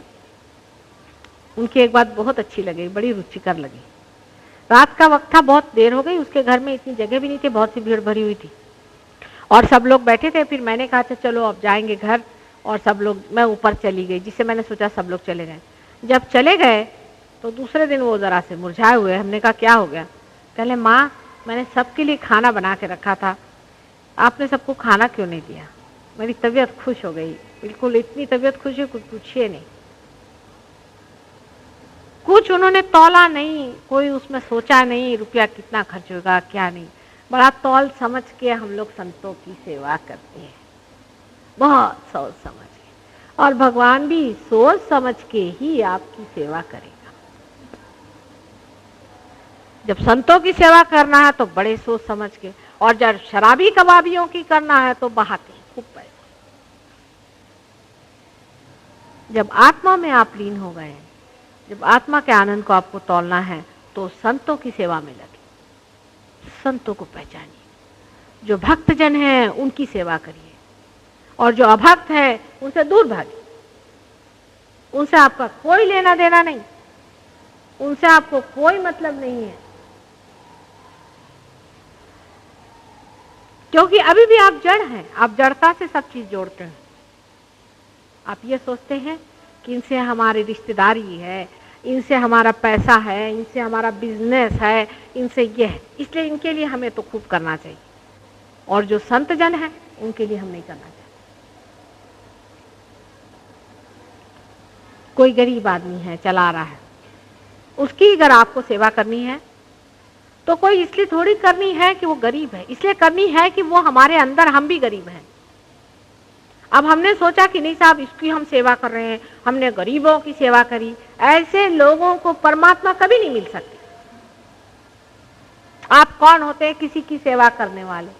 बड़ा भारी अहंकार है मनुष्य के अंदर में। वो सोचता है इसकी सेवा कर रहा हूं, उसकी सेवा कर रहा हूं। सेवा तो ऐसी चीज है, बहती है, आनंद है उसका, आनंद से वो बहती रहती है, और उसका कितना आनंद है मैं आपसे क्या बताऊं। मेरे अंदर से सारी भावनाएं हर समय हर पल बहती रहती है, और जब मैं देखती हूँ कि आप लोग उससे वंचित हैं तो बड़ा दुख लगता है मुझे। मैं सोचती हूँ किस तरह से ये अत्यंत आनंद की लहरें आपके अंदर से बहना शुरू होंगी। दो भाई, करो भाई, देते रहो। उसका भी कोई जोड़ होता है। लेते वक्त तो हम जोड़ते नहीं, देते वक्त हम इतना क्यों जोड़ते बैठते। बहुत से लोग ये भी कहते हैं कि माता जी आप तो कोई देखते नहीं, सब कोई देते रहते। हाँ, बड़े बड़े साधु संतों ने मुझसे कहा, मुझे आती उनके हंसी कि कहने को तो साधु संत है और जोड़ किसका बिठा रहे। हिसाब किताब नहीं आता साधु संतों को।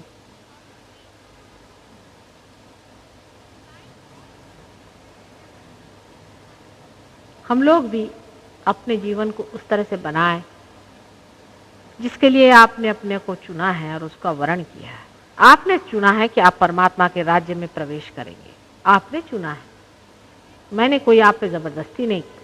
आप स्वयं ही इसमें आए, आपने स्वयं में ही आपने इसे पाया और आप ही परमात्मा के राज्य में बैठ गए, उसके नागरिक हो गए। इस नए राज्य में बैठने के बाद आपको खुद ही उसका वर्ण करना चाहिए जिसके लिए आप आए हैं यहाँ।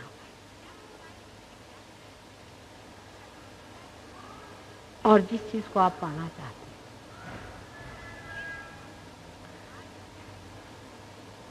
लेकिन इस बार जब मैं लंदन से आई, आप लोगों के चेहरे देख करके बड़ी खुशी हुई, जैसे कोई ना गुलाब के फूल गए हों, जैसे सबके अंदर से सुगंध बह रही हो। कोई माली इस तरह से देखता है अपने बाग को तो किस तरह से खुश होता है, उसी तरह से मैं बहुत खुश हूँ। ऐसे ही हर जगह हमें बाग खिलानी और हर इंसान के जीवन में ये भरना है। अब ये बात है कि सहयोग बहुत जोर से नहीं बढ़ सकता, उसका कारण है क्योंकि ये सत्य है। मनुष्य सत्य बहुत आसानी से नहीं लेता है। कोई नाटक हो, कोई दंगलबाजी हो, शोबाजी हो, उसमें कोई झूठी बातों का आवरण हो तो मनुष्य पट से उसे ले लेता है, और नहीं तो बुद्धि का चक्कर चले उसे मनुष्य पट से ले लेता है, उसको कठिनाई नहीं जाती। लेकिन सत्य उसको लेना बहुत कठिन हो जाता है क्योंकि वो असत्य के साथ ही सारी जिंदगी रहता है और वो चाहता तो सत्य ही है, लेकिन जब आकर सत्य सामना खड़ा हो जाता है घबराता है। तो भी ये सोचना चाहिए कि आज जितने सहयोगी संसार में हैं कभी भी नहीं थे। आप लोग सब एक भाषा बोलते हैं, चाहे आप इंडिया में हो, चाहे आप इंग्लैंड में हो, चाहे आप अमेरिका में हो, फिनलैंड में हो, जर्मनी में हो, हर जगह आप पार हो गए हैं। लोग बहुत लोग पार हो गए, हर एक देश में खड़े हैं, सब वाइब्रेशन समझ रहे हैं, सब स्वादिष्टान चक्र वगैरह संस्कृत में बोले जा रहे हैं। सब लोग आपकी भाषा बोल रहे हैं, आप भी उनकी भाषा बोल रहे हैं। इसमें ना तो रेस कम्युनिटी वगैरह ये जो मनुष्य की बनाई रेशा है ये कुछ नहीं चलती। परमात्मा की जो बनाई रेशा है कि भाई तुम्हारा स्वादिष्टान पकड़ा है, चाहे तुम अंग्रेज हो और चाहे तुम मुसलमान हो, चाहे तुम ईसाई हो, चाहे तुम कहीं भी रहते, इसका उससे कोई संबंध नहीं। कुंडलिनी जरूर बता देगी जो चीज है असलियत में, जो इंसान आप है वो बता देगी। ये सत्य है और सत्य के दुश्मन भी हजार होते हैं। आश्चर्य है। लेकिन जब आपने जान लिया कि सत्य है तो उसको चिपक जाना चाहिए। इसको मैं ट्रू सीकर समझती हूँ, जो चिपक जाता है। हाँ, यही सत्य मिल गया। यही बात मुझे लंदन में मिली। लंदन में मैं बड़ी पोषित हुई हूँ इस बात से कि लंदन के जो सहयोगी हैं, एक तो बड़े विद्वान, पढ़े लिखे, सब उन्होंने कुंडलिनी, क्योंकि वो लोग पहले ही से खोज में हैं, सीकर्स हैं, बहुत बड़े जबरदस्त सीकर्स हैं, इतने जबरदस्त मैं आपसे बता नहीं। और उस सीकिंग में उनका ये हाल है कि वो उस हालत में पहुंच गए, कंक्लूजन्स पे पहुंच गए हैं कि ये नहीं हो सकता सत्य, ये हो नहीं सकता, ये गुरु है, ये नहीं हो सकता सत्य, झूठा है, ये भी नहीं हो सकता सत्य, ये भी नहीं हो सकता है, या नेति नेति वचने निगमो अवोचुस, ये नहीं है, ये भी सत्य नहीं है, ये भी नहीं। अब पहुंचे कि सत्य क्या होना चाहिए, और जैसे ही पा लिया खट से पकड़ लिया उसको। आपको हैरान होगा, यहाँ हम ये महेश योगी वगैरह के शिष्यों को जागृति नहीं दे सकते थे, उनकी कुंडलिनी ऐसी बिल्कुल लुप्त हो गई लोगों की। एक को दी थी सारे इतने में, तो आपको याद होगा वो भी बेचारा 50 मरतबा में, जिसको मराठी में कहते कोलांट्या मारतो 50 मरतबा उनकी दशा खराब होती है और 50 मरतबा फिर आते, फिर कुंडलिनी वहीं जमा, और इन लोगों ने धो धा करके खत्म। 10-10 साल उस महेश योगी के पीछे में रहे हुए लोग देखिए कि कुंडलिनी 7 सहस्त्रार एकदम खुला, इतनी तबीयत खुश हो गई मेरी, मैंने कहा कहाँ से आ गए मेरे बच्चे, एकदम खोल खाल के साथ। पर उनको पैसे ऐसे कि कोई अब नहीं रह गए, हो गया बहुत, हमारे माँ बाप ने सब ये गंदगी उठाई है, हमको नहीं, उसको छोड़ छाड़ के लगे हुए। और जब उन्होंने पा लिया, एक से एक मैं तो हैरान हूं, ऐसे पढ़े लिखे विद्वान, आश्चर्य लगता है।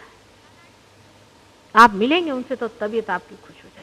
और सब के सब खड़े, मेरी भी तबीयत भरती कि देखो मेरे बच्चे खड़े हुए हैं एक से, मुझे क्या डर है।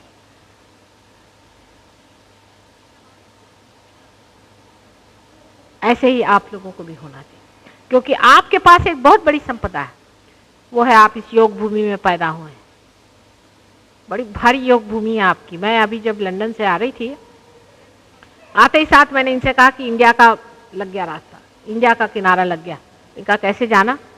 मैंने कहा आप तो देख नहीं सकते, नीचे देखिए सारे वाइब्रेशन, खर खर खर खर खर खर खर खर खर, सारे एटमॉस्फेयर में वाइब्रेशन सब पृथ्वी से ऐसे चले आ रहे ऊपर, ऐसे चारों तरफ फेंक रहे। मैंने कहा ये मेरी भारत भूमि।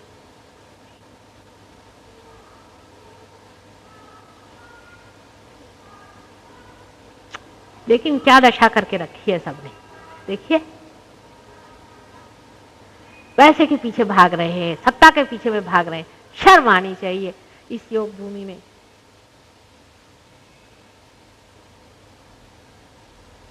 कब परमात्मा की बात करेंगे?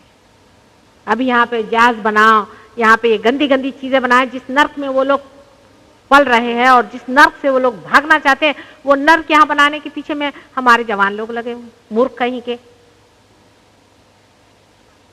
वो लोग कहां से हमारी बातें सुनने वाले? इस योग भूमि में ही जो पैदा हुए हैं, चित्त यहां रखें, चित्त इधर उधर नहीं। इस योग भूमि में जो लोग पैदा हुए हैं, उसकी संपदा को आप इस्तेमाल करें, उसका उपयोग करें। सारी पूंजी आपके पास में है।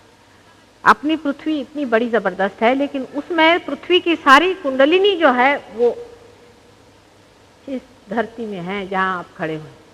इस पे जरा सा पैर रखते ही साथ मुझे लगता है धक धक धक धक धक धक धक धक खींचे चली जा रही माँ, और ऊपर में फेंके दे रही है।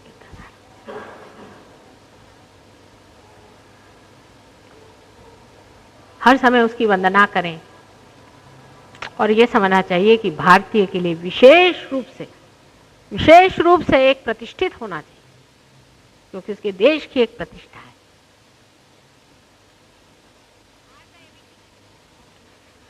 हम लोगों का जो पैसे का और सत्ता का जो एक मूर्खता जैसे वातावरण चारों तरफ फैला हुआ है, हमारे शर्म की मुझे लगता है किसी पृथ्वी में समा जाना चाहिए। सहयोगियों को चाहिए कि अपनी प्रतिष्ठा में खड़े हों, स्वयं प्रतिष्ठित हों, अपनी इज्जत में खड़े हों, क्योंकि आप भारतीय हैं और सहयोगी हैं। आपके लिए इस कदर इन लोगों को इज्जत है लंदन में, हमारे सहयोगी जो लंदन के हैं, कि वो सोचते हैं अगर कोई सहयोगी इंडिया से आ जाएगा, एक भी आ जाए तो माता जी हम लोग सब ठीक हो जाएंगे। मैं मारे डर के किसी को नहीं बुला रही कि जैसे देखेंगे तो कहेंगे हे भगवान, वहां आते साथ बिजनेस शुरू कर देंगे। नहीं तो किसी का हाथ देखेंगे, कह लाओ चल 5 रुपया काय। उनको इतनी इज्जत है आप लोगों के लिए, आपको पता नहीं।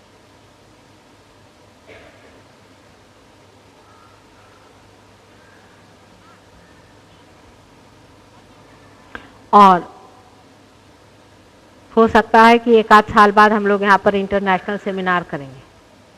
तब तक मैं चाहती हूँ कि 1 साल लगा दीजिए सहयोग में पूरी तरह से, सवेरे रोज उठ के ध्यान करना। देखिए रोज सवेरे वो लोग 4 बजे उठते हैं, नहा धो करके सब सफाई करके ध्यान में बैठते और मेहनत करते हैं खूब। शाम को जल्दी सो जाएंगे, टीवी भी देखते नहीं, हमको नहीं देखने का टीवी भी, कुछ सब बंद, सिनेमा बंद, सब बंद।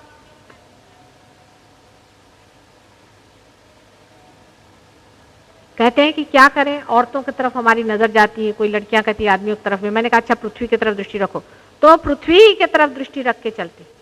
और अपने अगर यंग लड़कों को ऐसी बात कहें तो यहाँ मूर्खों के कभी समझ में आएगी ये बात? ये तो सोचते हैं कि बस वो सिनेमा के हीरो बन के घूमो। अरे क्या जिंदगी भर यही करने का है?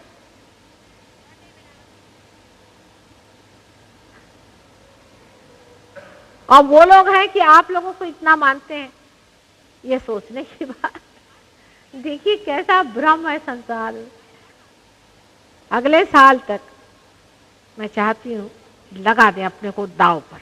हम भी आपके साथ हैं हर समय, हर आदमी के प्रति हम जागरूक हैं, लेकिन आप लोग भी जरा दांव पे अपने को लगाइए, अपनी पर्सनल बातों से हट करके और आनंद पे उतरें, तब काम बनेगा। जब तक ये नहीं होगा तब तक सहयोग का झंडा नहीं फहर सकता। मेरी वजह से तो कुछ होने नहीं वाला।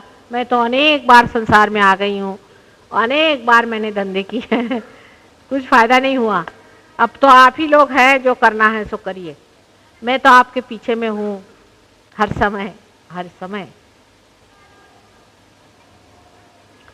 और इतने दिनों बाद आपसे मिली हूँ, बड़ी खुशी हुई, मुझे बहुत खुशी हुई है।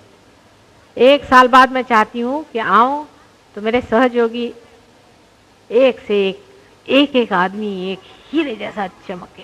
अपने को थोड़ा काटना पड़ता है ना, हीरे थोड़ा सा देखना पड़ता है। चलो भाई, यहाँ पर गड़बड़ कर रहे हो, चलो जरा कटते चलो तो क्या हर्ज है, फिर चमक निकलती है अंदर से। थोड़ा सा काटना पड़ता है प्रेम से ही अपने को थोड़ा सा। अच्छा अभी इधर चल रहे हैं, जरा चलिए चलिए चलिए, कटते जाएगा। कटते कटते ऐसी सुंदर चीज तैयार होनी चाहिए कि संसार देखे ये कोई चीज भी है, कोई विशेष बात भी है, ये कोई पता नहीं अजीब आदमी। ऐसा हुआ है। अभी कोई साहब बता रहे थे कि एक बहुत विशेष आदमी किसी को मिला, दिल्ली वाले अभी आए थे, बता रहे थे। तो उन्होंने हमसे कहा, हमने देखा कि ये आदमी बहुत ही उसके मुंह पे चमक है, मुझे तो उसकी याद भी नहीं। तो उन्होंने कहा कि भाई तुम इतने चमत्कार पूर्ण कैसे हो, तुम्हारे अंदर ये क्या विशेषता है? तो उन्होंने कहा कि आपको मालूम नहीं, माता जी ने मुझे रियलाइजेशन दिया है, मैं सहयोगी हूँ। अच्छा, और ये भी सहयोगी थे? कहाँ? कहले मैं दिल्ली गया था, वहां पाया, तब से दर्शन नहीं हो माता जी। और सारे समाज में उनका नाम है, और सबसे बताते हैं कि मैं सहयोगी हूँ। आपको पता है मुझे माता जी ने आत्मदर्शन दिए हैं और वो कार्यान्वित है। ये भी सुन सुन के बड़ी खुशी होती मेरे को। कहीं कहीं से एक सुनाई देती है बात, लेकिन थोड़ा सा माँ का कहना भी सुनना चाहिए। थोड़ा सुनने से कोई बुरा नहीं होता, अच्छे के लिए बताती हूँ। अभी सब लोग कह रहे हैं कि अच्छा बताइए हिंदुस्तान में इतना बड़ा साइक्लोन का हवा क्यों हो गया। आप अगर मेरा टेप देखें, मैं गई थी गुंटूर, मोदी से पूछिए, अभी गए थे वहाँ। सबसे मैंने कहा कि यहाँ ये तंबाकू के आप पेड़ लगा रहे हैं, सारे गांव भर में, सारी एरिया में आपने तंबाकू लगा रखा है और कोई आप चीज़ नहीं लगाते। एक दिन यहाँ चंद्र सूर्य एक बार माफ़ कर देंगे, लेकिन ये समुद्र आपको खाएगा, आप सुन लीजिए, हवाक हो जाएगा। ये वर्ड मैंने वहाँ कहा। मैंने कहा ये बंद करिए आप, ये बहुत बड़ा आप अनर्थ कर रहे हैं। और दूसरा मैंने उनसे ये कहा था कि यहाँ पर जो आप ये काली विद्या कर रहे हैं, गरीब लोग सारे वहाँ काली विद्या करते थे, बड़ी काली विद्या वहाँ चलती थी। और वहाँ पर इस कदर पैसा उस तंबाकू की वजह से हो गया था कि लोगों का दिमाग खराब। और वहाँ गंदे गंदे गुरु पाल रखे थे, गंदी गंदी औरतों को उन्होंने गुरु माना हुआ था। मैंने कहा इस देश में हवा हो जाएगा, आप इसे छोड़िए। तो सब मुझसे नाराज हो गए, किसी ने मुझे चिट्ठी तक नहीं लिखी, हजारों आए थे। और आज देखिए वही हो गई बात जो मैंने पहले कहा था, वार्निंग बहुत दी थी मैंने कहा कि ये समुद्र तुम्हें खाएगा। तो सब लोगों को बड़ा बुरा लग गया कि माता जी तो हमारे इंडस्ट्री पे ही उठाई, और वैसे भी उनका एक्सपोर्ट ही बंद हो गया है यूके में। ये भी आप सुन लीजिए, बिल्कुल टोटल बंद कर दिया। अब आपको पता होगा कि यूके में अब तंबाकू लोग नहीं लेते हैं अपने देश से, खत्म कर दिया। जो राक्षसीन है, अगर वो पैसा भी देती है तो उसको अपने सर पे रखना चाहिए। कोई अगर वेश्या होकर पैसा कमा सकती है तो क्या वो करना चाहिए? पैसा ही सब कुछ हो गया तो लीजिए पैसा।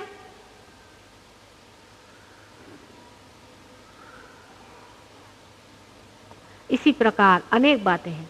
हालांकि इसमें परमेश्वर नाराज नहीं होता है, परमेश्वर का गुस्सा नहीं है। मैंने कल भी इन लोगों से समझाया, परमेश्वर आपसे नाराज नहीं होता, आप ही परमेश्वर से भागते हैं, उसकी छत्र छाया से आप निकल जाते हैं। आपकी जो देवता है अंदर में, आप जानते हैं हर एक चक्र पे देवता है, वो सो जाता है और आप परमेश्वर के राज्य से चले गए। आपके ऊपर का प्रोटेक्शन ही खत्म हो गया और आप खत्म हो गए। उसमें परमात्मा का क्या दोष है? आप ही ने वर्ण किया नुकसानी का। जब आप नुकसान को वर्ण करते हैं, आप नुकसान पाते हैं। इसमें परमात्मा का कोई दोष नहीं। दोष आपका है कि आपने परमात्मा को छोड़ करके नुकसान का वर्ण किया। आज टाइम बहुत हो गया, क्योंकि मेरी आज बड़ी परीक्षा ही हो गई। आज मेरी बड़ी परीक्षा हो गई है। आज मैं बहुत जाना चाह रही थी कि सबसे मिल जाऊं और सबको जल्दी से आ जाऊं और जल्दी से करूं।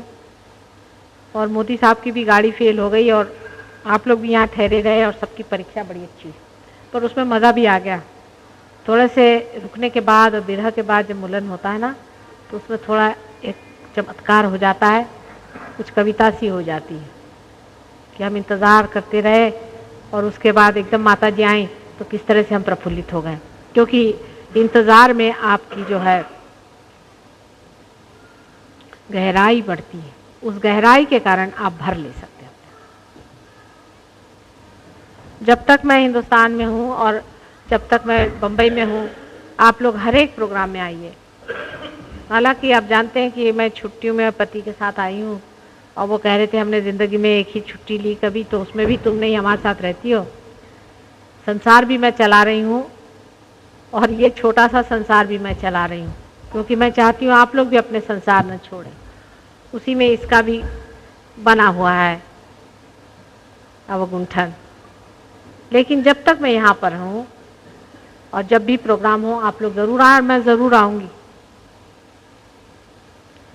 दूसरी बात यह है कि बेकार के लोग संसार में भी ऐसे हैं, माता जी आई हैं, माता जी मेरे बहन के बाप के फलाने के ढिकाने के दिमागे को, वो मेरा सगा है। ये सब में कुछ रखा नहीं। आप किसी पे उपकार करने मत निकलिए, कहना पहले पार हो जाओ भाई, ये सबसे बड़ा काम है। बीमारी शिमारी तो अस्पताल में भी ठीक होती है, पहले पार हो जाओ, सबकी आत्मा जागरूक हो जाए। ये जिस दिन सबको समझ में आ जाएगा कि सबसे महत्वपूर्ण चीज़ यही है, उसी दिन आप समझ लीजिए कि सहज योग जो है बहुत ऊंचे इस पे आ जाएगा।